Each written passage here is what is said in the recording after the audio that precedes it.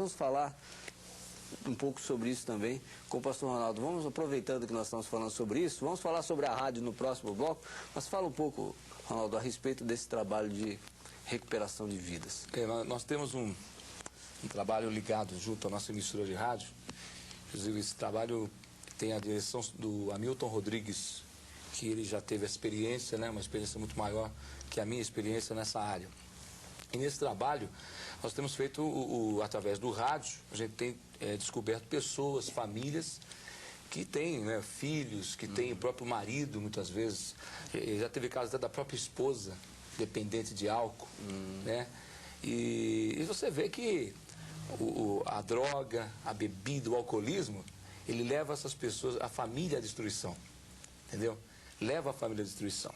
E o importante nessa história toda, né, do trabalho de dependentes, de recuperação de dependentes, o importante nessa história toda é o que acontece quando aquela pessoa que estava no mundo das drogas, estava no mundo do alcoolismo, aquela pessoa, ela vem a conhecer Jesus. Entendeu? Ela vem conhecer um Jesus vivo, um Jesus que opera milagres, que transforma. Então, quando ela vem a conhecer, ela leva a família a conhecer. Porque muitas vezes o pai e a mãe, eles não são evangélicos, não têm o conhecimento de Cristo, sabe? Conhece um Deus, mas não é um Deus vivo. Não é um Deus vivo, conhece um Deus, muitas vezes, um Deus que está numa imagem, um Deus que tem boca, mas não fala, um Deus que tem ouvidos, mas não ouve. Mas não conhece um Jesus vivo, um Jesus que transforma, que liberta, que cura. Então, esse pai, ele está desacreditado, essa mãe fica desacreditada. Então, o que acontece?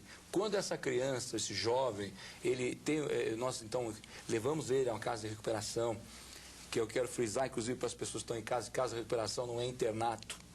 Ninguém vê preso lá dentro.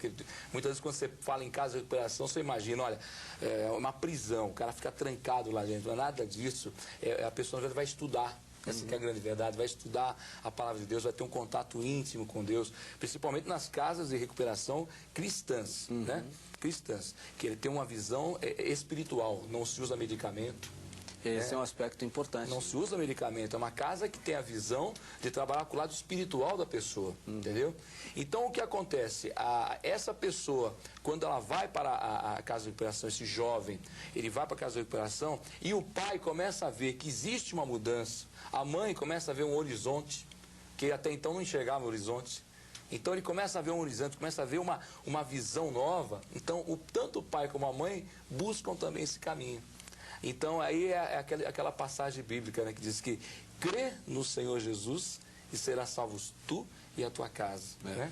E nós podemos perceber exatamente essa transformação social nos diferentes níveis. Né? E é importante, por quê? Porque o Evangelho, ele não é Evangelho só para o pobre ou para o rico. Não. Né? Ele não é o Evangelho só para aquele que tem uma vida totalmente estruturada ou para aquele que está desesperado, porque durante muito tempo, né, houve um engano de Satanás tentando incutir na sociedade de que aqueles que se convertiam ao Evangelho eram aqueles que ou eles eram totalmente pobres e necessitados e precisavam se apegar a algo, né, no futuro, após a morte, porque aqui não haveria mais nenhuma esperança de alegria, de realização. Então, quem sabe lá no céu, né, ele pudesse ter tudo aquilo que ele desejasse. Ou então aquele que está totalmente desesperado na vida, que está mergulhado nos vícios, ou que esteja, quem sabe, desestruturado porque perdeu seu emprego, perdeu sua família. Então, o Evangelho é para os desesperados. Na verdade, o Evangelho é para todos, porque